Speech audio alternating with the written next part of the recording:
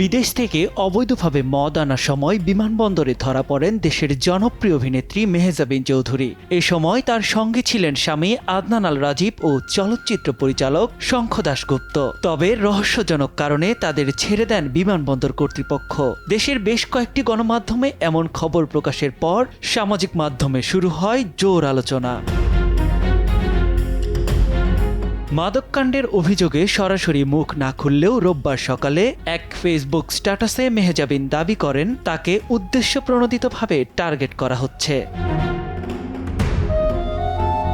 মেহজাবিনের ভাষ্যমতে কিছুদিন আগেও একটি মিথ্যা মামলায় তাকে হয়রানির শিকার হতে হয়েছিল। বিজ্ঞ আদালত সেই মামলা থেকে তাকে অব্যাহতি দিয়েছেন। তিনি যখন নতুন করে কাজে মনোনিবেশ করছেন ঠিক তখনই আবার তার মানহানি করার চেষ্টা করা হচ্ছে। স্টে সেফের ডাবল লেয়ার প্রোটেকশনই পিরিয়ডের হেভি ফ্লোর দিনগুলোতে আমাকে রাখে নিরাপদে। Stay safe.